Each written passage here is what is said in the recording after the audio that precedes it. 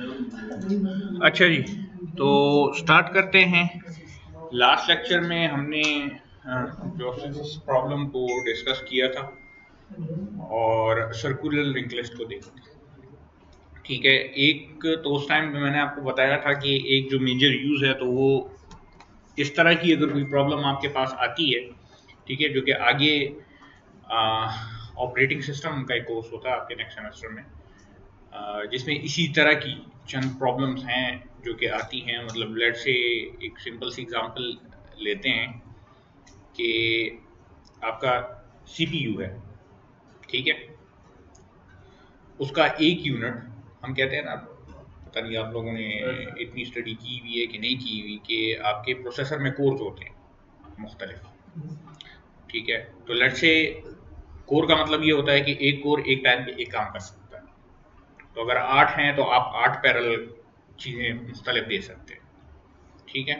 तो हम लेट से कंसिडर करते हैं कि इस टाइम पे हम एक कोर को मैनेज कर रहे हैं और हमारे पास मल्टीपल टास्क हैं। मतलब एक आपका लेट से सी प्लस प्लस का प्रोग्राम रन हो रहा है, दूसरा लेट से क्रोम को कुछ प्रोसेसर में करना है, कैलकुलेटर ने जो है तो 2+2 करना है फॉर एग्जांपल। इसी तरह से बहुत सारे प्रोसेसेस आपके हैं जो पेंडिंग हैं, जो कि परफॉर्म होंगे, ठीक है। तो अब लेट से मेरे पास 10 प्रोसेसेस हैं और वो मैंने वन बाय वन इस एक कोर को असाइन करने हैं कि तुम पहले ये काम करो, फिर ये काम करो, फिर ये काम करो, फिर ये काम करो, या कुछ हद तक ये वाला काम कर लो, उसके बाद ये वाला काम कर लो। उसके अपने एल्गोरिदम्स हैं कि किस तरह से आप असाइन करते हैं।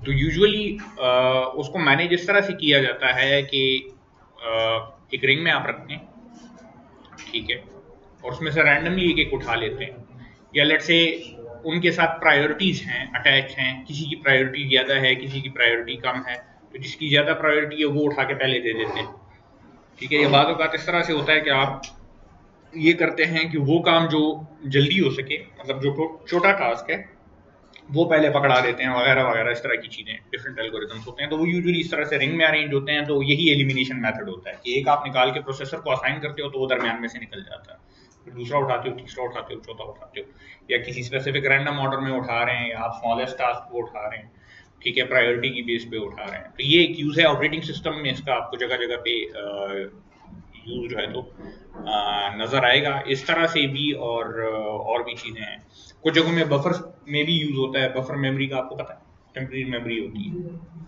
ठीक है, तो वहाँ पे भी यूज होता है। बफर मेमोरी आपकी कीबोर्ड के साथ भी होती है, प्रिंटर के साथ भी होती है, ठीक है। मतलब आप 10 प्रिंट एक साथ दें तो वो इस तरह से नहीं कि एक प्रिंट निकाल के बाकी को छोड़ देगा, वो बफर उसका वो होता रहता है। उसमें तो खैर क्यू होता है, मगर फिर भी बफर वहाँ पे यूज होता है।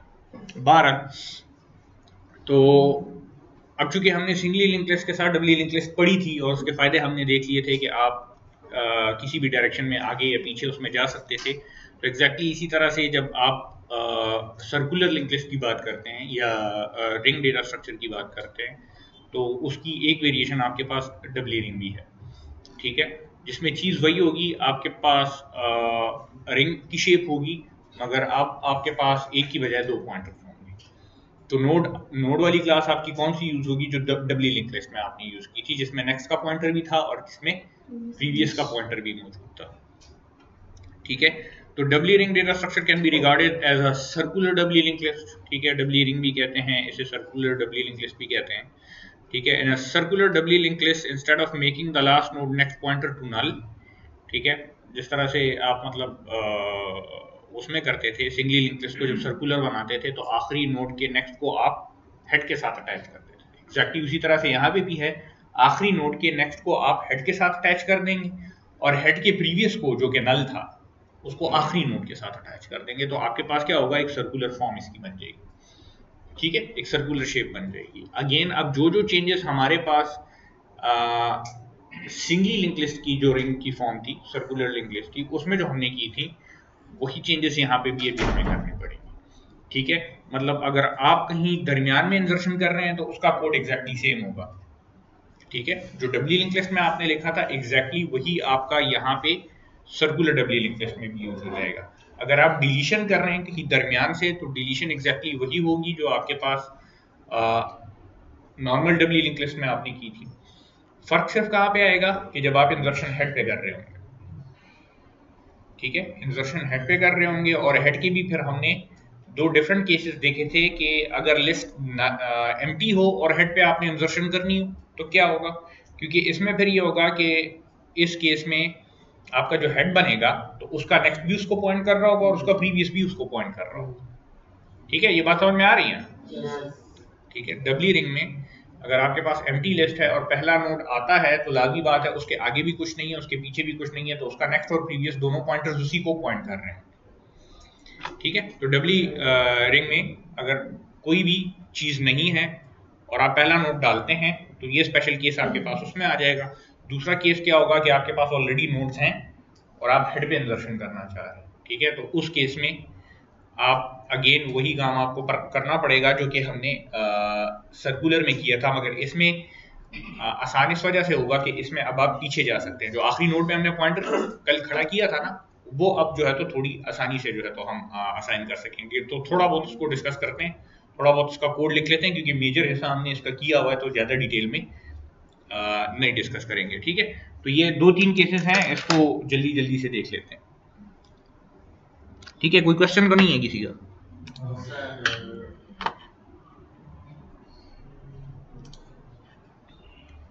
अच्छा, तो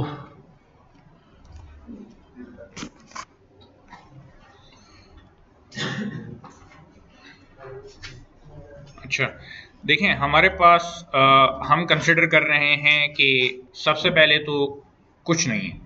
ठीक है, जो पहला केस है इंसर्शन को देख रहे हैं, अगेन इंसर्शन का उसी तरह का फंक्शन होगा, एक आपकी पोजीशन होगी, एक आपने नोड की वैल्यू दी होगी। ठीक है, तो लेट से मैं इंसर्ट कॉल कर रहा हूँ, इंसर्ट को मैंने कॉल किया और मैं लेट से 5 को इंसर्ट करना चाहता हूँ एट पोजीशन। ठीक है, तो मेरे पास इस टाइम पे हेड जो है तो वो नल है और कुछ भी नहीं है। ठीक है, और लेंथ भी 0 है ऑब्वियसली। ठीक है, तो यहाँ पे जो इंसर्ट का मेरा फंक्शन होगा तो वो कुछ इस तरह से होगा, इधर इंट वैल्यू और यहाँ पे पोजीशन। तो सबसे पहले तो क्योंकि इंसर्ट कर रहा हूँ तो यहाँ पे अगर इंसर्ट कॉल हुआ है तो एक नोड इंसर्ट होगा, लाजमी बात है, अनटिल एंड अनलेस कि ये पोजीशन गलत दी हो। उसका चेक मैंने आपको कहा था कि खुद से लगा लें। ठीक है, तो वो पोजीशन का चेक ऊपर आपने लगाया होगा, एक दफ़ा वो हो जाएगा तो उसका मतलब ये है कि अब नोड इंसर्ट हो सकता है, मतलब उससे अगर आप नीचे आ गए तो इसका मतलब ये है कि नोड को इंसर्ट कर सकते हैं, तो नोड हम बना लेंगे। इधर मैं एक नोड बना लेता हूँ नया और उसे मैं ये वैल्यू पास कर देता हूँ ताकि इस वैल्यू का मेरे पास नोड बन जाए। तो आपके पास क्या होगा, यहाँ पे एक नोड इस टाइम पे बन जाएगा, डबली है। ठीक है, तो इधर 5 होगा और इसके प्रीवियस और नेक्स्ट ना लोगे। सही है।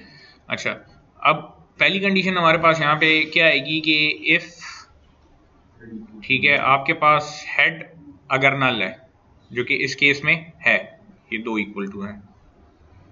ठीक है, हेड अगर नल है तो आपने क्या करना है कि आपने इसको एन पॉइंट कर रहा होगा,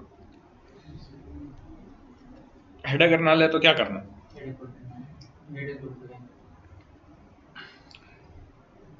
head is equal to N और एन का next is equal to head या एन, या हेड का next is equal to N, एक ही बात है क्योंकि दोनों पॉइंटर एक ही को पॉइंट कर रहे हैं। तो अगेन जिस तरह से भी लिखते हैं, जिस तरह से आपको आसान लगता है। ठीक है, इसी तरह से एन का जो प्रीवियस है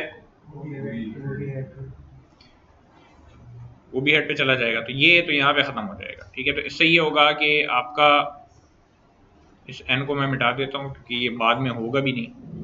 ठीक है, ये चीज़ भी पॉइंट कर रही होगी इसको और ये चीज़ भी पॉइंट कर रही होगी इसको। ठीक है, तो ये तो हमारा वो केस हो गया कि जिस टाइम पे हेड में कुछ ना हो, इस टाइम पे हेड इस 5 को पॉइंट कर रहा है। ठीक है, सही है। ठीक है, अभी मतलब कई दफ़ा कर चुके हैं तो मेरे ख्याल से कोई प्रॉब्लम नहीं होनी चाहिए। अब इसी के अगेंस्ट अगर लेट से मेरे पास इधर ऑलरेडी लिस्ट में कुछ होता, मैं एक दो नोड सिर्फ बना लेता हूँ, ठीक है। मतलब फॉर एग्जांपल इधर मेरे पास एक नोड होता है ये 1 और एक होता है यहाँ पे 3, ठीक है। तो 1 का नेक्स्ट 3 को पॉइंट कर रहा होगा, 3 का प्रीवियस इसको पॉइंट कर रहा होगा, 3 का नेक्स्ट इसको पॉइंट कर रहा है और इसका प्रीवियस इसको पॉइंट कर रहा है, ठीक है, सही है। तो अब क्या होगा कि जब मैं इंसर्ट करूंगा 5 को एट पोजीशन 1 तो मेरे पास इस स्टेटमेंट से क्या होगा, एक 3 का नेक्स्ट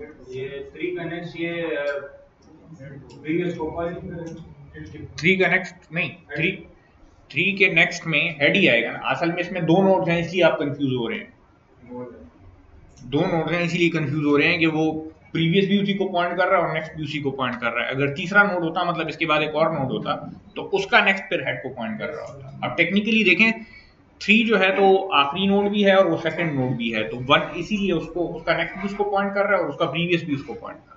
आप अगर कहते हैं मैं एक और नोड डाल दूंगा, जगह कम थी इस वजह से मैंने नहीं डालूं एक और नोड, ठीक है।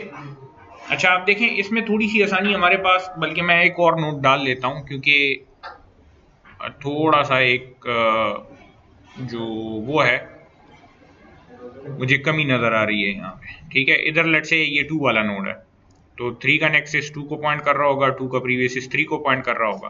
अब 2 का जो नेक्स्ट है तो वो आएगा इस 1 को पॉइंट कर रहा होगा और 1 का प्रीवियस इस 2 को पॉइंट कर रहा होगा। अब कंफ्यूजन खत्म हो गई होगी, ठीक है। तो अगेन हमने इंसर्ट किया 5 एट पोजीशन 1 तो नया नोड बनेगा, ठीक है। इस स्टेटमेंट के थ्रू बन जाएगा नया नोड। हमारे पास जो नया नोड होगा तो वो ये बन जाएगा, ये आ गया 5 आपके पास, ठीक है। तो हमने 2-3 चीज़ें यहाँ पे अब करनी। सबसे पहला काम हम ये करते हैं कि इस 5 को अटैच कर देते हैं, ठीक है। इस 5 को क्या कर देते हैं, अटैच कर देते हैं यहाँ पे। अब इसके लिए जो चीज़ हमें चाहिए होगी तो सबसे पहले तो इधर ये नोड बनाने से पहले मैं एक और लाइन लिख लेता हूँ जो कि ऑब्वियसली हमें हर दफ़ा चाहिए होती है, करंट का पॉइंटर चाहिए होता है हमें, ठीक है। तो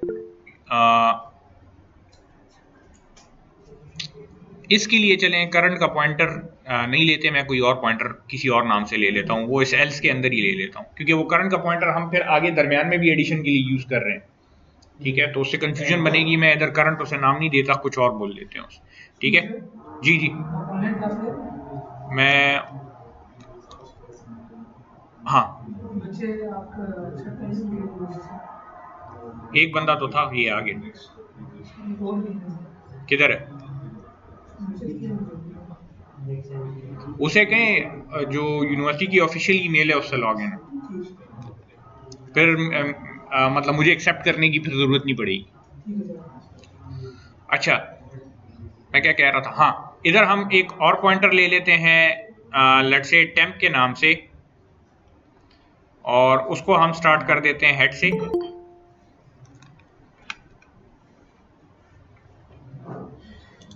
चलें ठीक है। इसको हम स्टार्ट कर देते हैं हेड से, ठीक है। तो मेरा टेम्प इस टाइम पे हेड जहां पे है मतलब पहले नोड पे वहां पे आ जाएगा। अब बेसिकली मैंने करना ये है कि इसे मैंने लेके जाना है एंड पे, ठीक है, पीछे लेके जाना है। तो जो सिंगली सर्कुलर लिंक लिस्ट थी तो उसमें तो हमारे पास मसला ये था कि पीछे हम नहीं जा सकते थे, तो हमें एक लूप लगाना पड़ता था एंड तक लेके जाने के लिए। अब यहाँ पे आसान सा काम है, हम सिंपली टेम्प को हेड के प्रीवियस पे ले जाएंगे, बल्कि इस तरह से करने की जरूरत भी नहीं है, डायरेक्टली आप तो वो ऑटोमेटिकली कहाँ पे चला जाएगा, एंड पे, यहाँ पे आ जाएगा, ठीक है। ये इंसर्ट की कॉल मैं मिटा देता हूं तो मुझे यहाँ पे थोड़ी सी जगह मिल जाएगी, ठीक है। टेम्प मेरा एंड पे पहुंच गया तो ये काम अब वो लूप लगाने की मुझे यहाँ पे जरूरत नहीं पड़ी, ठीक है, जो कि एक्स्ट्रा एफर्ट लग रही थी वो अब नहीं यूज हो रही। ये एंड पे पहुंच गया। अब मैं क्या करूंगा कि यहाँ पे इस 5 को एंड पॉइंट कर रहा है तो बेसिकली मैं 5 के प्रीवियस को भी कनेक्ट कर सकता हूँ और 5 के नेक्स्ट को भी अब कनेक्ट कर सकता हूँ, ठीक है। तो 5 के नेक्स्ट को हेड से कनेक्ट करूंगा और 5 के प्रीवियस को मतलब टेम्प से, ठीक है। तो मैं इधर कर देता हूं कि n के नेक्स्ट को हेड, ठीक है। तो ये कनेक्ट हो जाएगा हेड के साथ, ठीक है। और n के प्रीवियस को टेम्प के साथ, टेम्प जहां पे है, ताकि ये उसको पॉइंट करना स्टार्ट कर दे। तो बेसिकली ये हो जाएगा, इधर एक मिनट मुझे ये कलर यूज कर लेते हैं, ये जाएगा इस लाइन के ऊपर, मैं लेके जा रहा हूं, इसको पॉइंट करना स्टार्ट कर दे। सही है, ठीक है कि नहीं? अच्छा, अब अगला काम हमने क्या करना है, ये तो कनेक्ट हो गया लिस्ट के साथ, मगर ये अभी भी लिस्ट का पार्ट इस वजह से नहीं है क्योंकि कोई और नोट इसके साथ कनेक्ट ही हुआ, मतलब इससे एरो गए मगर इसकी तरफ नहीं आए हुए, ठीक है। तो अब इसकी तरफ जो दो एरो आने हैं, वो एक तो आपका जो करंट हेड है, ठीक है, करंट जो अभी हेड है उसका प्रीवियस आना है और लास्ट का नेक्स्ट आना है, ठीक है। तो वो दोनों सेट कर लेते हैं।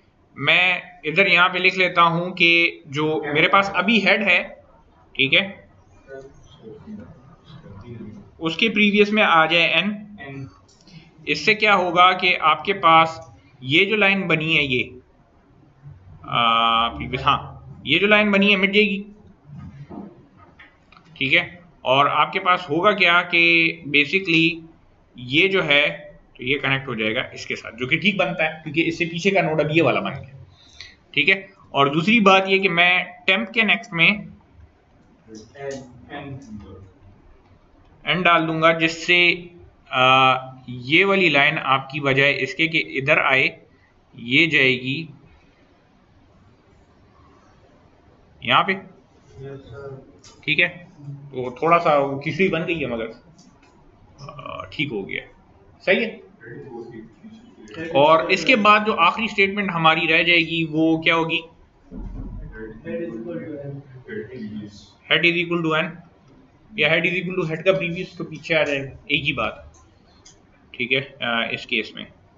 और इधर ये आपका ये चीज खत्म हो जाएगी। यहाँ पे एल्स में इफ भी साथ में आएगा कि अगर तो पोजीशन 1 है, क्योंकि इसके बाद एक और भी आपका एल्स होगा जो कि दरमियान में इंसर्शन के लिए होगा, जो कि डब्ल्यू लिंक लिस्ट में जिस तरह से हमने लिखा था वही यूज हो, ठीक है।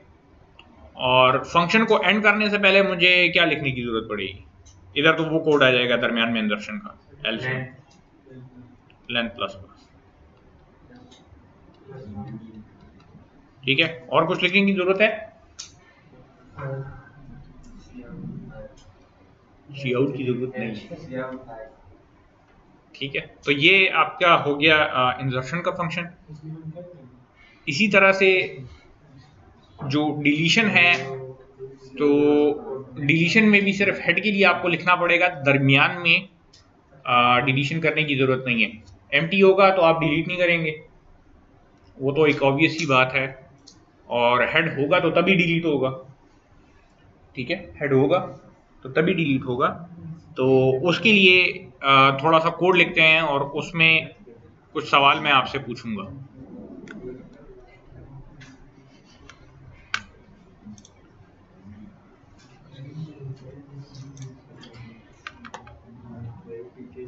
अच्छा,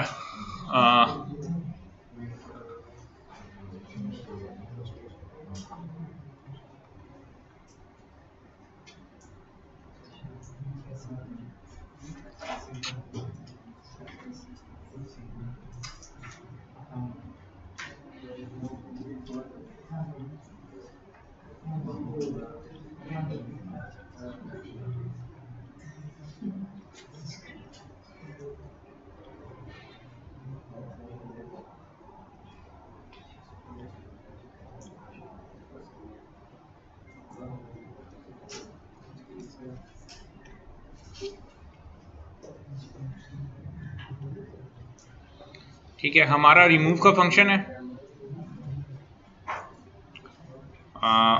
वॉइड रिमूव और इन पोजीशन अभिदीन करेगा। अच्छा, सबसे पहले तो चेक कर लेंगे कि अगर हेड नल है तो रिटर्न कर जाओ, क्योंकि आप कुछ डिलीट नहीं कर सकते, लिस्ट के अंदर कुछ है ही नहीं तो क्या डिलीट कर। ठीक है, अब कंसिडरिंग हम सिर्फ हेड को डिलीट कर रहे हैं, बाकी डिलीशन उसी तरह से है जो कि आपके पास डब्ल्यू लिंक लिस्ट में है, तो हमें उसकी फिक्र करने की जरूरत नहीं है। ठीक है, अच्छा अब देखें, जब आप हेड को रिमूव करेंगे तो इसका मतलब ये होगा कि आपने कॉल किया होगा रिमूव वन। ठीक है, ये कॉल होगी, मतलब एट पोजीशन वन आप रिमूव कर रहे होंगे, तो इधर आपने चेक किया होगा कि if position equals to one, तो तुम क्या करो, हेड को रिमूव करो। अच्छा, अब अगेन हेड को अगर हमने रिमूव करना है तो हमें दो पॉइंटर चाहिए होंगे। सही है, एक हेड पे और एक उससे पहले। इसी तरह से रिमूव करते थे ना, जिस नोड को रिमूव करते थे उधर एक पॉइंटर होता था और एक उससे पीछे होता था, ताकि आप आगे की लिस्ट को कनेक्ट कर सकें उसके साथ। ठीक है, तो यहाँ पे दो पॉइंटर्स लेना हमारे लिए आसान है कि मुश्किल है? आसान है जी। एक से भी हो सकता है क्योंकि प्रीवियस की तरफ भी आपके पास डायरेक्शन पॉइंटर्स है आगे। हाँ, पॉइंटर इसी से खड़ा करके इसको डिलीट करें। मसला इसमें ये है कि मैंने डिलीट हेड को करना है, तो हेड को जब मैं आइसोलेट कर दूंगा ना बाकी लिस्ट से, तो हेड को डिलीट करने के लिए मुझे एक पॉइंटर उधर चाहिए होगा, और हेड को तो मैं आगे लेके जा चुका हूँ, तो इस पॉइंटर को कुछ पॉइंट नहीं कर रहा होगा। ठीक है, तो डिलीशन में असल में मसला यही था कि आपको उधर एक पॉइंटर रखना पड़ता है, वरना तो वो फिर आइसोलेट जब हो जाता है तो उसको एक्सेस करने का कोई तरीका नहीं। ठीक है, तो वो एक एक्स्ट्रा पॉइंटर उसके लिए हमें चाहिए होगा, तो एक हम अगेन इधर लूप लगाने की तो हमें जरूरत नहीं पड़ेगी, क्योंकि हेड पे और पीछे भी हम जा सकते हैं। तो आसान सा तरीका है, मेरे पास एक करंट का पॉइंटर हो जाएगा जिसके थ्रू लेट से मैं डिलीशन कर रहा हूँ, और एक प्रीवियस का जिसको मैं एंड पे रख लूंगा। तो मैं इधर कर देता हूँ, लेट से हो सकता है ये स्टेटमेंट आपको इफ से बाहर लिखनी पड़े, ठीक है, ये करंट वाली, मगर जिस तरह से भी है आपको पता है कि किस तरह से काम करता है, तो वो अपनी रिक्वायरमेंट के मुताबिक आप उसको आगे पीछे कर सकते हैं। तो इधर मैं लिख रहा हूं कि नोड स्टैटिक करंट मेरा चला जाएगा हेड पे। ठीक है, और जो नोड स्टैटिक प्रीवियस होगा, तो इसको जिस तरह से भी आप लिखना चाहें, हेड का प्रीवियस या करंट का प्रीवियस एक ही चीज है। ठीक है, तो आपके पास यहां पे आ जाएगा प्रीवियस और इधर आ जाएगा करंट। अब इस करंट के पॉइंटर को मैं नहीं छेड़ूंगा, इसको मैं इधर ही रहने दूंगा, इसके थ्रू मैं एक्चुअली इस हेड को डिलीट करूं। ठीक है, तो अब दो तीन चीजें हैं, हमने करना ये है कि हेड को आइसोलेट करना है, मगर हेड को आगे भी मूव करना है। ठीक है, तो ये बात हमने ध्यान में रख लेनी है कि किस तरह से इसको किया जाएगा। तो सबसे पहले मैं ये करता हूं कि क्या करूं, डिलीट करना हेड को, टेक्निकली हेड को आगे लेके जा सकते हैं, क्योंकि अभी हमारे पास हेड पे करंट का पॉइंटर है। ठीक है, तो अगर हेड को हम आगे लेके जाना चाहें तो वो एक किस्म का हेल्पफुल होगा, तो हम लेके जा सकते हैं। सबसे पहली बात तो ये कि अगर हेड को अभी आगे नहीं लेके जाते तो इसका मतलब ये है कि इस पॉइंटर को नहीं छेड़ना हमने, इसको वैसे ही छेड़ने की जरूरत नहीं है, क्योंकि इस नोड को तो वैसे ही हम डिलीट करेंगे। ठीक है, तो हेड का जो करंट जो हेड है उसका प्रीवियस और नेक्स्ट तो वैसे ही हमने नहीं छेड़ना, उसको हमने डिलीट कर देना। हमने ये करना है कि एक तो ये वाला जो पॉइंटर है ये हेड बन, ये वाला जो नोड है ये हेड बन जाएगा ना फिर, तो इसके प्रीवियस को हमने ये जो एक्चुअल आखिरी नोड है इसके साथ कनेक्ट करना है, एक बात हो गई। दूसरी बात ये जो एक्चुअल आखिरी नोड है इसके नेक्स्ट को हमने इसी नोड के साथ कनेक्ट करना है। ठीक है, तो अगर हेड को पहले आगे नहीं लेके जाते तो फिर हमेशा इस नोड का जिक्र हम किस तरह से करेंगे, करंट के या हेड के नेक्स्ट को जो है, तो मतलब ये नोड जो है तो उसको पॉइंट कर रहा है। ठीक है, तो मैं लिख लेता हूं, उसके साथ साइड पे छोटा छोटा हम लिखते रहेंगे कि अगर हेड को हम आगे ले गए होते हम ये कर लेते उसकी जगह। ठीक है, तो सबसे पहले ऐसे करते हैं कि ये जो 5 का प्रीवियस है इसको हम आखिरी नोड के साथ कनेक्ट कर देते हैं। ठीक है, तो 5 का जब हम जिक्र करेंगे तो हम कहेंगे कि हमारे पास हेड का नेक्स्ट, तो इसका मतलब क्या होगा 5। अब 5 का प्रीवियस वो करना चाह रहे हैं ना, 5 का प्रीवियस, तो इसका मतलब ये होगा कि इसका प्रीवियस। सही है, कंफ्यूजन तो नहीं है इसमें। अगर हेड को आगे लेके गए होते तो फिर इधर हेड का नेक्स्ट नहीं लिखना पड़ता, फिर सिर्फ हेड लिखते। उस तरह से भी अच्छा है, ठीक है, जिस तरह से आपकी मर्जी उस तरह से करें, ठीक है। मैं नहीं कर रहा, मैं उस तरह से कर लेते, चलें उस तरह, चलें ठीक है, सही है, सही है यार, मान लेते हैं बस। ले गए हेड को आगे।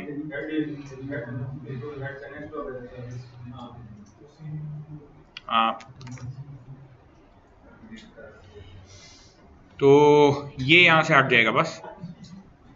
अब खुश हैं? और सर जो प्रीवियस है वो अभी हेड को पॉइंट करना स्टार्ट कर दें। ठीक है, तो अब हम क्या करेंगे कि हेड का प्रीवियस अब किधर चला जाएगा, प्रीवियस को पॉइंट करना स्टार्ट कर देगा। तो इसका मतलब ये है कि ये वाली चीज क्या होगी, ये हट जाएगी यहां से, और इसके पीछे अब ये वाला नोड होना चाहिए, तो इसको इसने पॉइंट करना स्टार्ट कर, ठीक है। अच्छा, अब इसके बाद अगली चीज जो हमने करनी है तो वो ये करनी है कि ये जो प्रीवियस का ये पॉइंटर गया हुआ है नेक्स्ट वाला इसकी तरफ, इसको हटाना है, तो वो आइसोलेट हो जाए, मतलब उसकी तरफ एरोस खत्म हो जाएंगे, ठीक है। तो इसको कैसे करेंगे, हम लिखेंगे प्रीवियस का नेक्स्ट, ठीक है। ये प्रीवियस थोड़ी सी कंफ्यूजन क्रिएट कर रहा है, इसको हम टेम्प भी बोल सकते थे, मगर चले खैर है, कोई बात नहीं। प्रीवियस का नेक्स्ट क्या होगा, हेड हो जाए,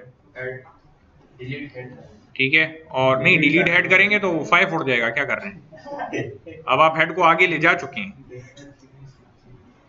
ठीक है। ये चला जाएगा आपके पास यहाँ पे, जो कि होना चाहिए, सही है। और इसके बाद सिंपली जो पुराना हेड था उस पर करंट है, तो डिलीट करंट, ये चीज खत्म हो जाएगी। तो ये जब खत्म होगा इसके साथ ये सारा कुछ खत्म हो जाएगा,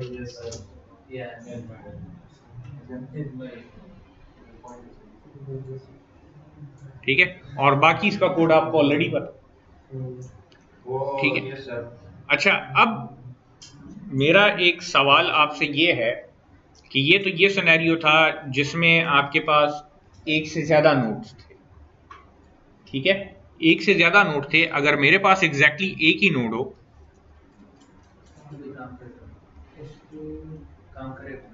ठीक है, लेट्स से इधर 22 है for example, for some reason ये इसको पॉइंट कर रहा है और ये भी इसको पॉइंट कर रहा है, ठीक है, और यहाँ पे हेड है, देख के बताएं, हेड इक्वल टू नल करेंगे तो ये तो चीज होगी ही नहीं ना। ये मैं कह रहा हूं कि इस कोड से काम चलता है कि नहीं, जरा देख के बताएं।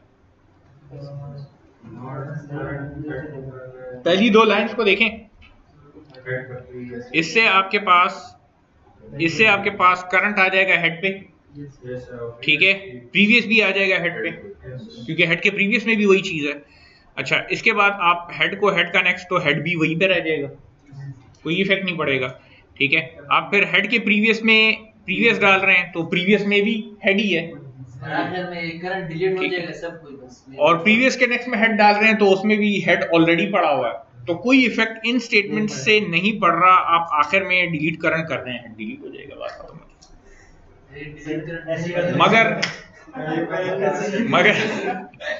मगर एक मसला है, मसला ये है कि आपके पास इस केस में आपने हेड को आखिर में नल भी करना है, जो कि इन स्टेटमेंट से नहीं हो रहा, ठीक है, इन स्टेटमेंट से नहीं हो रहा। तो उस केस में क्या करेंगे फिर,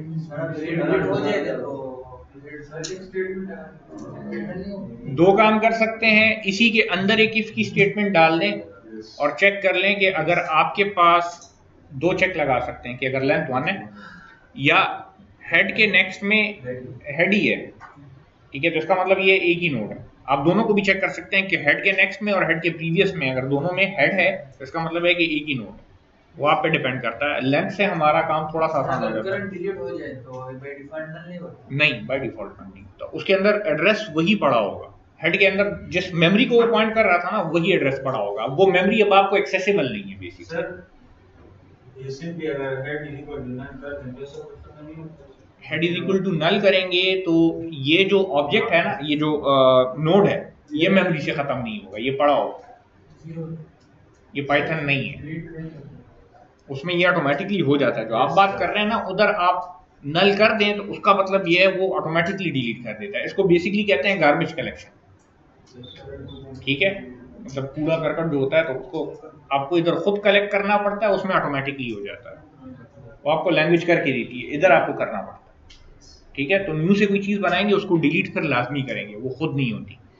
तो आप ऐसे कर सकते हैं कि या तो इससे ऊपर एक इसकी स्टेटमेंट लगा दें जिसमें सिंपली आप लिख लें कि अगर लेंथ 1 है तो आप क्या करें कि डिलीट हेड, कोई एक्स्ट्रा पॉइंटर लेने की भी जरूरत नहीं है, डिलीट हेड और head is equal to null, उससे भी काम चल जाएगा। या इसी के अंदर एक इसकी स्टेटमेंट डाल दें कि जब ये डिलीट कर ले तो इसके बाद if length is equal to 1 है आपके पास, ये डिलीट करने से पहले चेक कर लें कि लेंथ अगर आपके पास 1 है तो आप हेड को नल करो।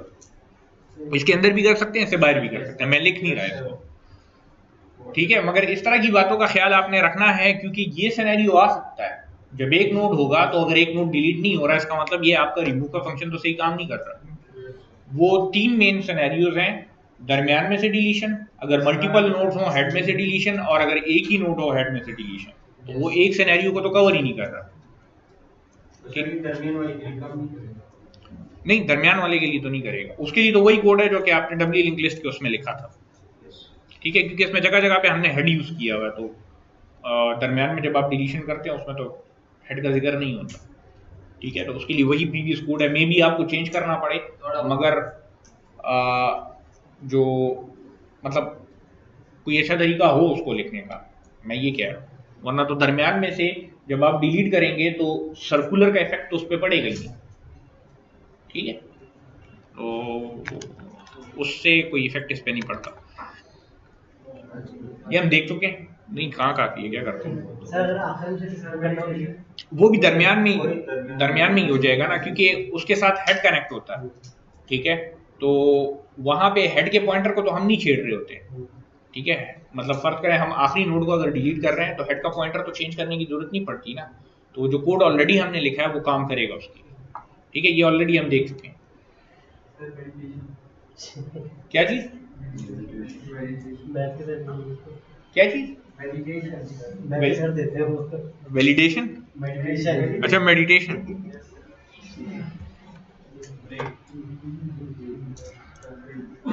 इस गाड़ी में ब्रेक नहीं है।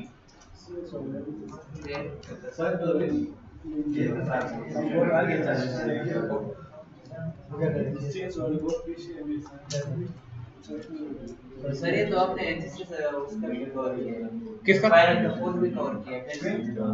नहीं, ये तो बहुत ज्यादा चीजें रहती हैं। इस सेमेस्टर में कुछ नहीं पढ़ा है, क्यों नहीं पढ़ा? सिर्फ एक क्लास पढ़ा है बस।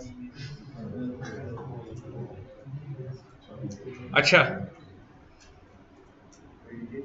अभी तक जो हमने चीजें देखी हैं तो हमने जो एक मेजर रो स्ट्रक्चर देखा है वो लिस्ट ही डिस्कस की है अभी तक। ठीक है, मतलब आपके पास एक लीनियर चीज है, उसको हमने डिफरेंट एंगल से देखा है। अरे बेस्ड लिस्ट देखी, वो भी लिस्ट ही है। ठीक है, जो हमारे पास लिंक लिस्ट थी वो देखी, वो भी लिस्ट ही है। ठीक है, टेक्निकली इफेक्ट जो यूजर को नजर आएगा तो वो तो वही नजर आएगा ना, एक लिस्ट है। जैसे शुरू की क्लास में, शुरू की 1-2 क्लासेस में मैंने आपको कहा था कि आपके पास फ्रूट्स की लिस्ट भी हो सकती है, लिस्ट ऑफ स्टूडेंट्स भी हो सकता है, आपके पास लेट्स से मेहमानों की लिस्ट भी हो सकती है, वगैरह वगैरह, लिस्ट ऑफ इंटीजर्स हो सकते हैं। तो उसी लिस्ट की डिफरेंट वेरिएशन हमने देखी हैं। आप सर्कुलर लिंक लिस्ट देखी है तो वो भी एक लिस्ट ही है। ठीक है, मगर उसका बिहेवियर थोड़ा सा डिफरेंट है।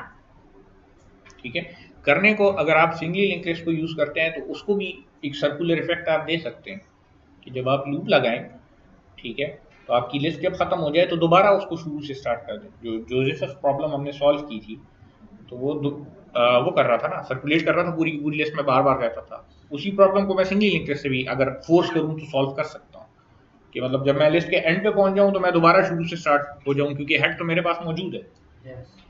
ठीक है, मगर उससे इस वजह से नहीं करते क्योंकि वहां पे आपको उसको जबरदस्ती उस साइड पे लेके जाना पड़ता है। सर्कुलर लिंक लिस्ट के अपनी यूजेस बहुत ज्यादा है। ठीक है, डब्ली लिंक देखी उसी तरह से सर्कुलर डब्ली लिंक लिस्ट देखी, तो एक्चुअली हम लिस्ट डेटा स्ट्रक्चर को ही देख रहे हैं, उसकी डिफरेंट इम्प्लीमेंटेशन हमने देखी। ठीक है, तो एक एब्स्ट्रैक्ट डेटा टाइप है हमारे पास, एक जनरलाइज डेटा टाइप है जिसकी डिफरेंट इम्प्लीमेंटेशन अभी तक हमने देख ली। अब हम आगे जाएंगे तो आहिस्ता आहिस्ता से थोड़ी बहुत चीजें हमारे पास चेंज हो जाएंगी। अब यहाँ पे देखें, आप इसकी जोन सी भी इम्प्लीमेंटेशन देख लें, चाहे अरे बेस्ड है, चाहे सिंगली लिंक लिस्ट है, डब्ली है, सर्कुलर है, डब्ली सर्कुलर है, सब में जो फंक्शंस हमने लिखे हैं तो फंक्शन सेम है। इंसर्शन होती है, कोई चीज उससे रिमूव होती है, आप कोई आइटम उससे गेट करते हो, किसी चीज में अपडेशन करते हो, ठीक है, वगैरह वगैरह, यही चीजें कर रहे हैं, या आप लिस्ट में सर्च करते हैं। ठीक है, यही फंक्शन थे ना सारे के सारों में, फंक्शन सेम थे।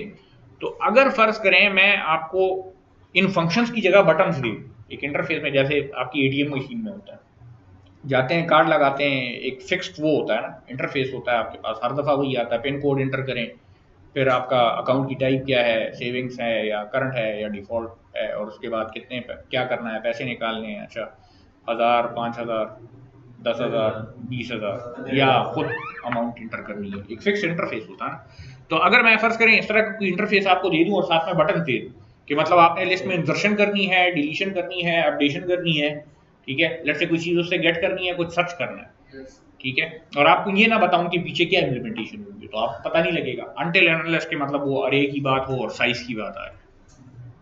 ठीक है, आपको पता नहीं लगेगा कि कौन सी चीज इंप्लीमेंट हुई है। तो ये इसको बेसिकली एब्स्ट्रैक्शन कहा जाता है कि आपके सामने एक डब्बा है, डब्बे के अंदर कुछ ऑपरेशन परफॉर्म हो रहे हैं, आपको सिर्फ ये पता है कि आपने इनपुट क्या देना है और आउटपुट क्या एक्सपेक्ट करें। हाँ वही, पाइथन में नहीं, वो जनरली बस एक डब्बा ही होता है। ठीक है, कोई भी चीज किस तरह से ऑपरेट कर रही है, तो अगर आपको उसके यूज करने का तरीका आता है तो जरूरी नहीं है कि आपको पता हो कि उसके अंदर कैसे चल रहा है। मतलब फॉर एग्जांपल गाड़ी में बैठते हैं, स्टार्ट करते हैं, तो आपको क्या पता है कंबशन कैसे होती है, कहीं केमिस्ट्री में पढ़ा होगा मगर भूल गए होंगे, या हो सकता है केमिस्ट्री पढ़ी ही ना हो। ठीक है, मतलब इवन ये भी अगर मैं आपको बताऊं ना कि आप साइकिल पे बैठे हैं और पेडल वो कर रहे हैं, तो आपको एग्जैक्टली मैकेनिक्स का पता नहीं है कि पीछे वाला पहिया कैसे घूम रहा है और क्यों तेज या कम वो घूमता है। साइकिल के जो गियर होते हैं, देखिए ना गियर वाली साइकिल, गाड़ी के भी इसी तरह से होते हैं। ठीक है, अच्छा एक गियर वाली साइकिल चलाते हैं, चलें, मतलब उसके जो स्प्रॉकेट कहते हैं कि उसे क्या कहते हैं, वो जो जिसपे वो चेन लगी होती है, वो जब बड़ी होती है तो आपकी साइकिल स्लो चलती है। ठीक है, मतलब आप पैडल ज्यादा तेज घुमाते हैं, वो स्लो चल रही होती है। अच्छा दूसरी बात ये कि अगर स्प्रॉकेट बड़ी है तो वो अगर आगे बढ़ी है पैडल के साथ तो डिफरेंट इफेक्ट है, पीछे बढ़ी है तो डिफरेंट इफेक्ट है। अब हमें पता नहीं है मगर चला रहे हैं। ठीक है, तो जरूरी नहीं है कि इस बॉक्स के अंदर जो है तो वो आपको पता हो, मगर आपको यूज करने का तरीका आता हो। तो अगेन जो लिस्ट डेटा स्ट्रक्चर है हमारे पास, तो वो जनरलाइज एक फॉर्म है, उसके कुछ ऑपरेशंस हैं जो कि हमें पता है कि इंसर्शन में इंसर्ट होगा, कैसे होगा पता नहीं। ठीक है, फिर जब कैसे की बारी आएगी तो वो फिर स्पेसिफिक टाइप पे बात चली जाती है कि अगर अरे से इंप्लीमेंट हुआ है तो अरे में नोट तो नहीं आप इंसर्ट कर सकते, वो बेसिकली वैल्यू डालते हैं उसके लिए जगह खाली करके। ठीक है, अगर सिंगली लिंक लिस्ट पे कर रहे हैं तो किसी और तरीके से कर रहे हैं, डब्ल्यू में कर रहे हैं तो 2 पॉइंटर्स हैं उसको एडजस्ट करके कर रहे हैं, वगैरह वगैरह। बात समझ रहे हैं ना?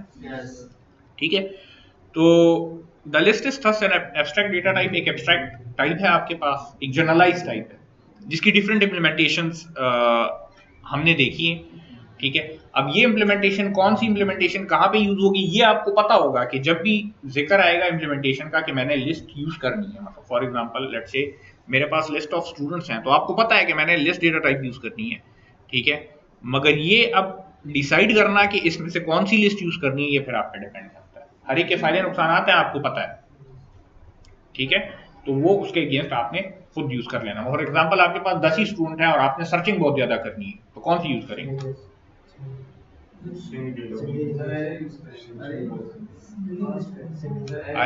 अरे में एक्सेस टाइम वो होता है क्योंकि डायरेक्टली किसी इंडेक्स पे आप जंप कर सकते हो। ठीक है, तो अगेन सर्चिंग पे डिपेंड करता है कि अगर आप फर्ज करें सारे स्टूडेंट डिस्पर्स पड़े हुए हैं, ठीक है, और आप एक एक उसको एक्सेस कर रहे हैं, एक एक मेमोरी लोकेशन को एक्सेस कर रहे हैं, तो वो तो लीनियर सर्च है ना, उसमें मतलब टाइम लगेगा ज़्यादा।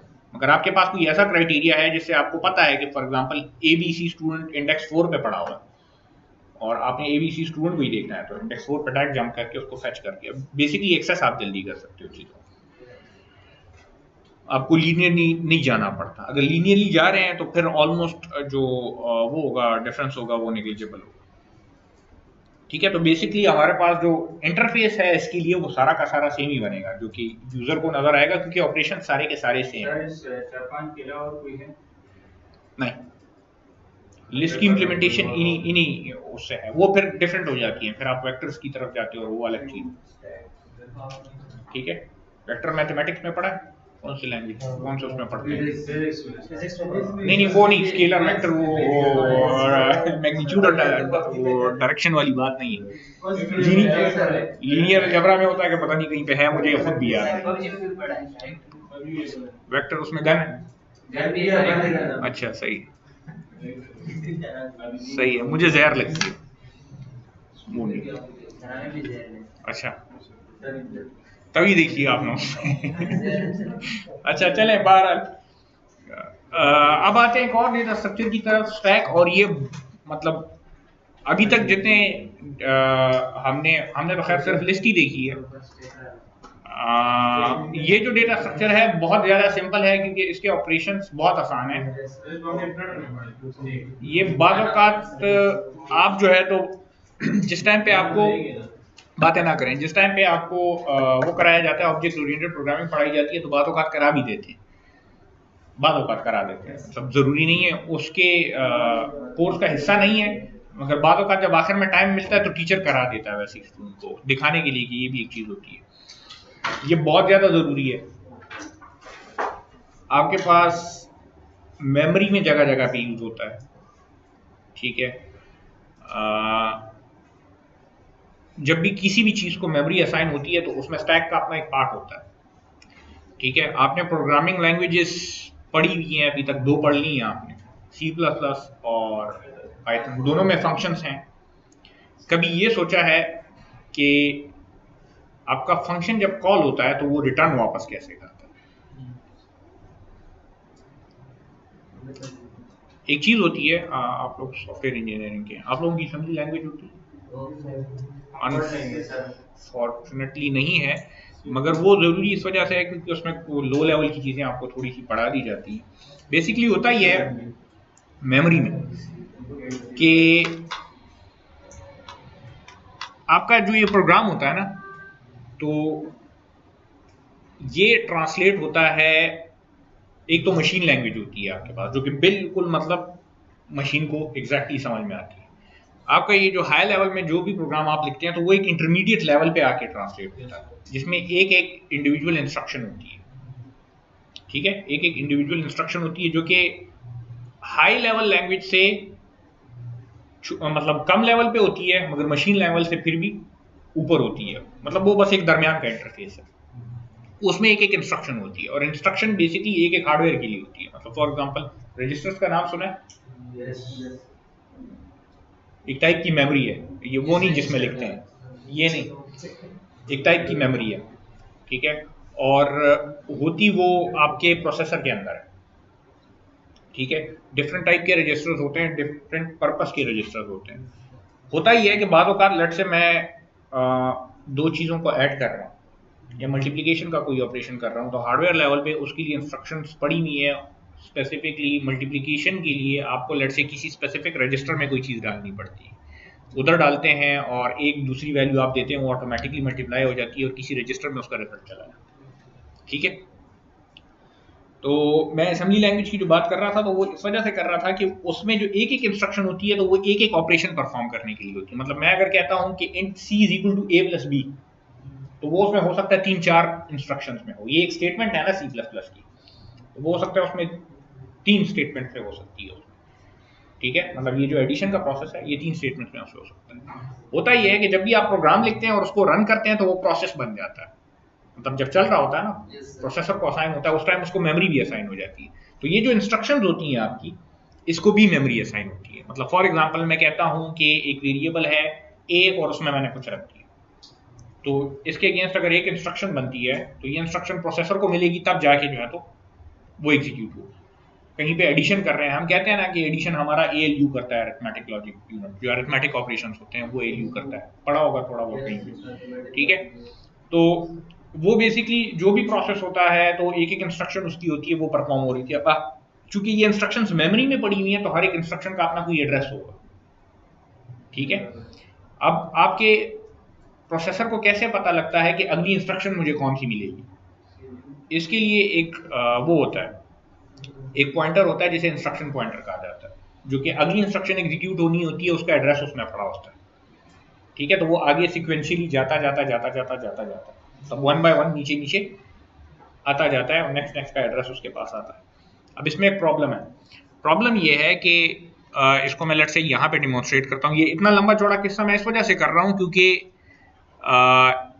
मैं बाद में आपको बताना चाहता हूँ कि फंक्शंस आपके कैसे वापस जाते हैं, ठीक है।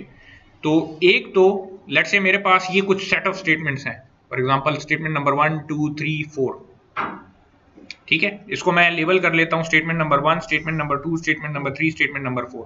पहले ये एग्जीक्यूट हुई तो इंस्ट्रक्शन पॉइंटर में इसका एड्रेस था, ठीक है। ये कंप्लीट हो गई तो इंस्ट्रक्शन पॉइंटर से ये वाली स्टेटमेंट गई, सीपीयू को मिली, उसने जो इसके साथ करना था, मतलब जिसके हवाले ये चीज करनी थी उसने कर दी, ठीक है। अब इस टाइम पे जब ये 2 एग्जीक्यूट हो रहा है तो इंस्ट्रक्शन पॉइंटर में क्या होगा? इसका एड्रेस होगा, ठीक है। तो जब 2 एग्जीक्यूट हो जाएगी, 3 की बारी आ जाएगी, 3 सीपीयू को असाइन हो जाएगा, आपके पास इंस्ट्रक्शन पॉइंटर में किसका एड्रेस होगा? 4 का, सही है। अब फॉर एग्जांपल 5th पे आपके पास यहाँ पे किसी फंक्शन की कॉल है और इसके बाद 6 है, ठीक है। और वो फंक्शन लेट से 17 18 19 20 ये स्टेटमेंट्स हैं उसकी, ठीक है। बात समझ रहे हैं ना? मैं कोड नहीं लिख रहा क्योंकि इंस्ट्रक्शन की बात हो रही है, असेंबली लैंग्वेज का मैं नहीं लिखना चाहता क्योंकि आपको समझ नहीं आएगी, आप बेसिकली यूज इसका समझें। तो देखें जब ये लाइन नंबर 5 पे आएगा इधर, ठीक है, तो अब इसने जंप करना है यहां से यहां, मगर मसला ये है कि ये फंक्शन कॉल तो हो जाएगी, मतलब जब इंस्ट्रक्शन पॉइंटर 5 पे होगा और ये 5 सीपीयू को असाइन हो जाएगा तो इंस्ट्रक्शन पॉइंटर में अगली स्टेटमेंट जो एग्जीक्यूट होनी है वो क्या होनी चाहिए? 17, ठीक है। तो इंस्ट्रक्शन पॉइंटर आ गया यहाँ पे, 17 एग्जीक्यूट होने लगी है तो इसमें 18 आ जाएगा, ठीक है। 18 एग्जीक्यूट होने लगी है तो इसमें 19 आ जाएगा, 19 एग्जीक्यूट होने लगी है तो इसमें 20 आ जाएगा। इंस्ट्रक्शन खत्म हो गई, अब फंक्शन ने रिटर्न करना है, ठीक है। तो वापस इसे कौन सी स्टेटमेंट पे जाना चाहिए? ठीक है, मतलब 5 पे रिटर्न करेगा ना वैल्यू अपनी, रिटर्न करेगा तो वापस 6 पे किधर से जाएगा? वो इंस्ट्रक्शन पॉइंटर में क्या है? इंस्ट्रक्शन पॉइंटर को कैसे पता लगना है कि 20 के बाद मैंने 6 पे जाना? उसके पास कोई मेमोरी होगी, ठीक है, उसके पास कोई मेमोरी होनी चाहिए ना, ठीक है। तो अब जरा देखें और इसको गौर से देखें ताकि समझ आए। एक मेमोरी है मेरे पास स्टैक की, ठीक है, इससे थोड़ा सा साइड पे आप जाते हैं, और स्टैक रियल लाइफ के जो स्टैक आपके पास होते हैं, हम कहते हैं ना stack of books, stack of plates. आपने एक किताब रखी, उसके बाद दूसरी, तीसरी, चौथी, पांचवी किताब रखी, तो जो सबसे ज्यादा एक्सेसिबल बुक है वो 5वीं है, ऊपर से आप उठाते हैं, मतलब एक दूसरे के ऊपर अगर आपने रखी हुई है। घर में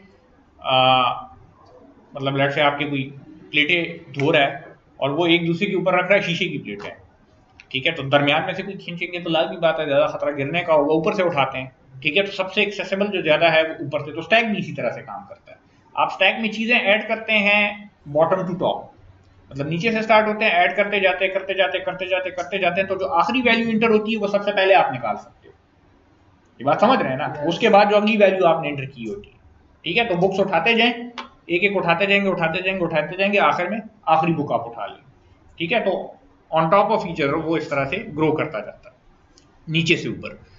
तो अब इसमें लेट से मैं अगर स्टैक बना लूं, ठीक है, लेट से मेरे पास ये मेमोरी है और इसमें ये लोकेशंस हैं, और मैं क्या करूंगा कि जब भी मुझे इसकी जरूरत पड़ेगी तो मैं नीचे से ऊपर इसको फिल करता रहूंगा। तो सबसे पहली चीज जो इससे वापस निकलेगी तो ऊपर वाली होगी। तो बेसिकली जिस ऑर्डर में आप एंटर कर रहे होंगे उससे रिवर्स ऑर्डर में ये निकलेंगे। ठीक है, लास्ट इन फर्स्ट आउट इसको कहते हैं कि पहले आखिर में जो चीज एंटर होती है वो सबसे पहले निकलती है। ठीक है, एक तो वो है ना कि आप बैंक में बिल जमा कराने जाते हैं या कोई काम होता है तो लाइन बनी होती है, तो पहले जो बंदा आया होता है वो पहले फारिग होता है, वो अलग बात है कि पैसे दे दे। ठीक है, यहाँ पे उल्टा है, जो आखिर में बंदा जाएगा वो पहले फारिग होगा। ठीक है, इस तरह का चक्कर है। तो अब देखें यहाँ पे जब इधर आप आएंगे ना इंस्ट्रक्शन पॉइंटर, यहाँ पे जब चीज पहुंच जाएगी मतलब फंक्शन की कॉल होनी है। ठीक है, इसको थोड़ा सा गौर से देखें, जब फंक्शन की कॉल होने लगेगी तो इस टाइम पे अब आप एक जंप परफॉर्म कर रहे हैं और ये 6 वाला एड्रेस मैंने स्टोर करना है अपने पास, ताकि बाद में फिर मैं इधर वापस आ सकूं। तो मैं क्या करूंगा, इस 6 को स्टैक पे डाल दूंगा। ठीक है, जब ये कॉल होने लगेगी तो आपका इंस्ट्रक्शन पॉइंटर यहां पे होगा ना, तो मैं इंस्ट्रक्शन पॉइंटर की वैल्यू स्टैक पे डाल दूंगा यहां पे, तो वो मेरे पास सेव हो गई, मैंने डाल दी वहां पे। ठीक है, मैं आ गया यहाँ पे, इंस्ट्रक्शन पॉइंटर मेरा 17, 18, 19, 20 पे पहुंच गया। अब जैसे ही ये वापस जाएगा, ठीक है, जैसे ही ये वापस जाएगा मतलब जब ये फंक्शन खत्म हो जाएगा तो इसे कैसे पता लगेगा कि मैंने वापस 6 पे जाना है, मतलब अगली स्टेटमेंट जो एग्जीक्यूट करनी है वो 6 की है, वो स्टैक पे देखेगा। तो स्टैक पे क्या पड़ा हुआ है, 6। अब एक और एग्जांपल जरा देखते हैं कि इधर लेट्स से लाइन नंबर 21 पे फंक्शन कॉल 2 है और लाइन नंबर 22 पे भी कुछ है। ठीक है, और फंक्शन कॉल 2 लेट्स से ये 54, 55, 56 इस तरह से है। ठीक है, तो जब ये फंक्शन कॉल 2 होगी तो इसका मतलब ये इंस्ट्रक्शन पॉइंटर पे उस टाइम पे क्या होगा, 22। ठीक है, तो 54 पे जाने से पहले इस 22 को मैं स्टैक पे स्टोर कर लूंगा। ठीक है, अगेन यहां से इधर आए थे और इधर से हमने यहां पे आना है। ठीक है, तो ये 22 जाएगा स्टैक पे, 6 के ऊपर आ जाएगा। तो अब पहली चीज कौन सी निकलेगी, 22, ये याद रखना है। हमने 54 एग्जीक्यूट किया, 55 एग्जीक्यूट किया, 56 एग्जीक्यूट किया, ये चीज खत्म हो गई। अब अगली स्टेटमेंट कौन सी एग्जीक्यूट होनी है हमें सोचने की जरूरत नहीं है, स्टैक के टॉप पे देख लें क्या है, 22। लाइन नंबर 22 पे आए, इसको एग्जीक्यूट कर लिया, ये फंक्शन भी खत्म हो गया।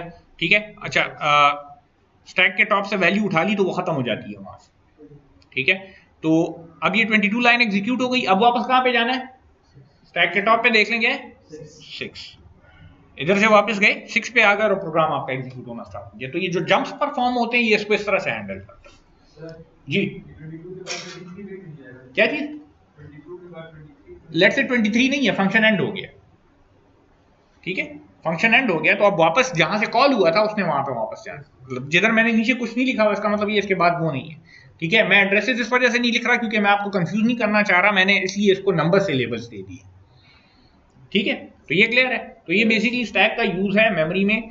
दूसरी बात ये कि इसको जनरली आपके ये जो नॉर्मल वेरिएबल्स होते हैं ये भी सारे के सारे जाके स्टैक पे स्टोर होते हैं। ठीक है, तो हमने एक बात की थी जिस टाइम पे हमने न्यू का वो पढ़ा था, कीवर्ड पढ़ा था, उस टाइम मैंने आपको कहा था कि न्यू की कीवर्ड से जो मेमोरी आपको मिलती है तो वो हीप से मिलती है या फ्री स्टोर उसे कहा जाता है। तो जो नॉर्मल वेरिएबल होते हैं वो स्टैक पे स्टोर होते हैं। ठीक है, तो आपका प्रोग्राम जो होता है, ठीक है, उसको जब मेमोरी मिलती है तो उसके डिफरेंट हिस्से होते हैं कि ये हिस्सा स्टैक का है, ये हीप का है, ठीक है, ये इस चीज का है, ये उस चीज का है, वगैरह वगैरह। अच्छा, तो ये तो बस एक किस्म की ये थी मोटिवेशन थी कि क्यों पढ़ रहे हैं, जो कि एक यूज था इसका मेनली। ठीक है, और भी बहुत सारी जगहों पे यूज होता है जी। नहीं, ये जो आपने वर्ड बोला है नहीं।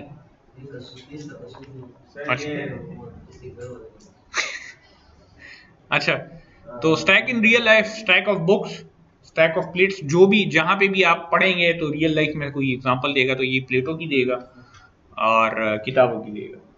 ठीक है, add new items at the top, remove items from the top. ठीक है, तो जहां पे आप आइटम्स ऐड कर रहे हैं तो आखिरी जो आइटम आपका ऐड होगा वो सबसे पहले क्या होगा, रिमूव होगा। ठीक है, stack data structure similar to real life collection of elements arrange in a linear order. ये भी जिस तरह से आपके पास लिस्ट एक लीनियर ऑर्डर में एलिमेंट्स होते थे, एग्जैक्टली इसी तरह से लीनियर ऑर्डर में एलिमेंट्स होते हैं। अच्छा, अब इसमें एक जो बात है वो ये है कि जब इसे हम इम्प्लीमेंट करने जाएंगे तो हम इसे अरे से भी इम्प्लीमेंट कर सकते हैं, जो कि बड़ी आसानी से हो जाता है, और हम इसे लिंक लिस्ट से भी इम्प्लीमेंट कर सकते हैं। दोनों तरीकों से कर सकते हैं, क्योंकि ये एक्चुअली एक लिस्ट ही है। उसमें हमने बस सिर्फ इस पे रिस्ट्रिक्शन ये लगानी है कि आप ऐड टॉप पे करेंगे, रिमूव भी टॉप से करेंगे। ठीक है, ऐड भी टॉप पे करते रहेंगे और रिमूव भी टॉप से करते रहेंगे। तो ये एक रिस्ट्रिक्शन इस पे हमने लगानी है ताकि स्टैक का इफेक्ट हमें मिले। ठीक है, पाइथन में लिस्ट में पुश और पॉप के फंक्शन होते हैं, अपेंड के और पॉप के, सॉरी, ठीक है, होते हैं ना। तो बेसिकली वो पॉप का ऑपरेशन स्टैक का है। पॉप कहा जाता है कि आप स्टैक से कोई चीज निकाल रहे हैं तो वो टॉप से निकाल के देता है। तो आप अगर पाइथन में जाके देखें तो लिस्ट के एंड पे जो चीज होती है वो बेसिकली आपको वो दे रहा होता है, और अपेंड आखिर में ही ऐड कर रहा होता है। तो अपेंड असल में स्टैक में ऐड कर रहे होते हैं आप, जिसको पुश कहा जाता है। ठीक है, तो इसमें इंसर्शन को पुश कहा जाता है और जो रिट्रीवल होता है उसको पॉप कहा जाता है। ठीक है, जब इंसर्शन आप करेंगे तो ऑब्वियस सी बात है इधर पोजीशन आपके कंट्रोल में नहीं है, तो आप उसे सिर्फ वैल्यू देंगे, वो एंड पे लगा देगा उसको। ठीक है, और जब आप वैल्यू निकालेंगे तो अब वो उसमें भी पोजीशन आपके कंट्रोल में नहीं है, क्योंकि वो जो आखिरी वैल्यू आपने एंटर की होगी वो वापस निकलनी है उधर से, तो आप पॉप के फंक्शन को कॉल करेंगे। ठीक है, तो stack is an order collection of items into which new items may be inserted and from which items may be deleted eight one and only. सिर्फ एक एंड पे कर सकते हैं। इस एंड को हम कहते हैं टॉप, क्योंकि वो स्टैक रियल लाइफ में इस तरह से बनते हैं कि नीचे से ऊपर तक ग्रो करते हैं, तो इसलिए टॉप कहा जाता है। ठीक है, insertion deletion can only be done from top of the stack.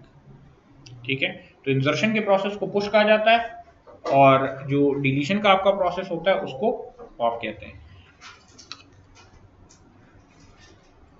ठीक है, एक स्टैक तो हमने बना भी लिया था, मगर ये एक और स्टैक है। इस टाइम पे देखें कि फॉर एग्जांपल आपके पास ए बी और सी इसमें मौजूद हैं, डी ए बी नहीं है। ठीक है, तो जैसे ही आप डी इंसर्ट करेंगे तो आपका स्टैक का टॉप क्या हो जाएगा, डी पे हो जाएगा। अब जब आप इसको रिट्रीव करेंगे, मतलब पॉप कॉल करेंगे, तो सबसे पहले इसमें से वैल्यू निकलेगी डी। अच्छा, दूसरी बात ये कि स्ट्रिंग को रिवर्स करते हैं। ठीक है, स्ट्रिंग है या लेट्स से आपके पास फॉर एग्जांपल किसी लिस्ट में कुछ वैल्यूज हैं, उनको आपने रिवर्स करना है। तो अगर स्टैक आपके पास मौजूद है तो बड़ी आसानी से इसमें कर सकते हैं।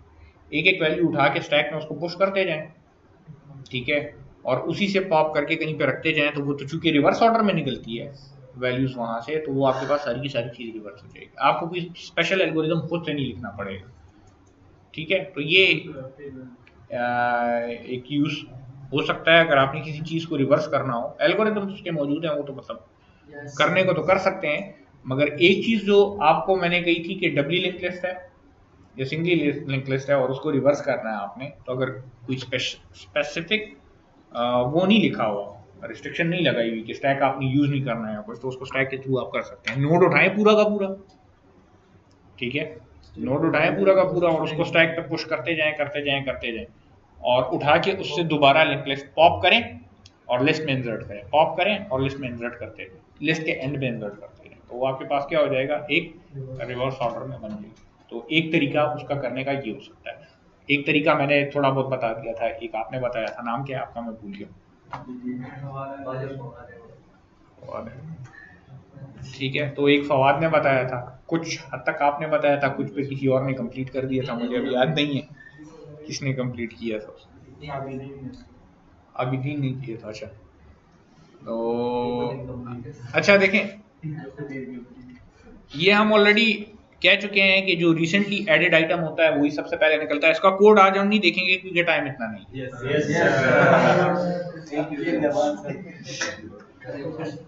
तो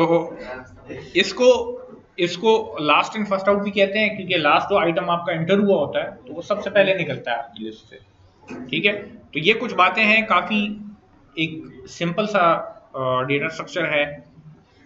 C++ में आपकी एक लाइब्रेरी है स्टैंडर्ड टेम्पलेट लाइब्रेरी, ठीक है, उसके अंदर ऑलरेडी इसकी इम्प्लीमेंटेशन मौजूद भी है। मतलब आप सिर्फ जो है तो इसको यूज़ करते हो फंक्शंस को कॉल करते हुए। ये जो लिंक लिस्ट हमने की है इसकी भी मौजूद है, हमने पूरा इम्प्लीमेंट किया है तो इसमें है जी। अच्छा, ये जिस टाइम मैं करा रहा था आपको, तो उस टाइम मैंने बताया था कि ये चीज़ें मौजूद हैं। उस टाइम भी मैंने इस लाइब्रेरी का जिक्र किया था, लिखा नहीं था इस तरह से जिस तरह से यहाँ पे भी लिखा है। उस टाइम मैंने जुबानी बताया था कि ये मौजूद है। आप फ्यूचर में मतलब एक्चुअली जब इन चीज़ों को यूज़ करेंगे तो आपको इम्प्लीमेंट करने की ज़रूरत नहीं पड़ेगी, ठीक है। वो अलग बात है कि एक्चुअल कोई सिनेरियो आपका इस तरह से हो जिसके लिए कोई आप स्पेशल केस या इसकी इम्प्लीमेंटेशन में कोई चेंज आपको करनी पड़े, तो उसमें फिर इम्प्लीमेंट करने की ज़रूरत है। मगर देखें, चीज़ों को जब तक आप बिल्कुल लोअर लेवल पे जाके देखते नहीं हो तो उस तरह से आपको समझ नहीं पड़ती, ठीक है। जो फायदे और नुकसान हमने डिस्कस किए, तो वो अगर इम्प्लीमेंट हम ना करते उसको तो हमें पता ना लगता कि क्या फायदा है क्या नुकसान। अरे का फायदा या नुकसान वो तो बड़ी आसानी से पता लग जाता है कि साइज का है, ठीक है। मगर ये जो बाकी चीज़ें हैं इसको अगर आप देखें तो इसके फायदे या नुकसान का हमें इतना खास पता ना लगता। तो इसीलिए बिल्कुल जाके हम इम्प्लीमेंटेशन के एंड पे उसको देखते हैं कि उसके में कम्प्लेक्सिटीज़ क्या आ रही हैं। कोड जब आप लिखते हैं, अगले सेमेस्टर में आपका एक कोर्स है design and analysis of algorithm. अगर किसी ने प्रोस्पेक्टस खोल के देखा हो, कुछ लोग ऐसे भी होते हैं जो कि फिक्र नहीं करते कि बस आपका देखेंगे, अगले सेमेस्टर का जब आएगी तो देखा जाएगा। वो आपकी यूनिवर्सिटी की वेबसाइट पे मौजूद है। खैर, आपका कोर्स का प्लान, डिग्री का प्लान पूरा का पूरा मौजूद है, लाइब्रेरी में भी पड़ा हुआ है अगर आप देखना चाहते हैं।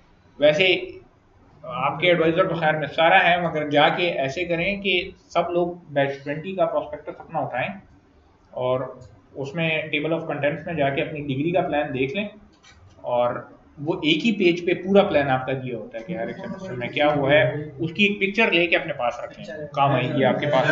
उस कोर्स में क्या पढ़ेंगे? उसमें बेसिकली डिफरेंट एल्गोरिदम्स हैं, ठीक है।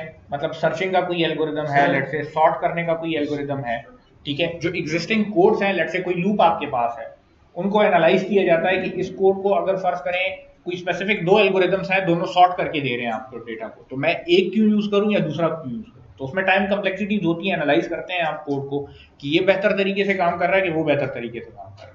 मतलब काम दोनों सेम कर रहे हैं, रिजल्ट आपको सेम नजर आएगा, ठीक है। मगर जब आपके पास डेटा ज्यादा होगा, ठीक है, तो इफेक्ट दोनों में जो टाइम का होगा और जो स्पेस का होगा वो जो है तो बढ़ेगा। तो कौन सी चीज एफिशिएंटली काम कर रही है, कौन सी नहीं कर रही, ठीक है।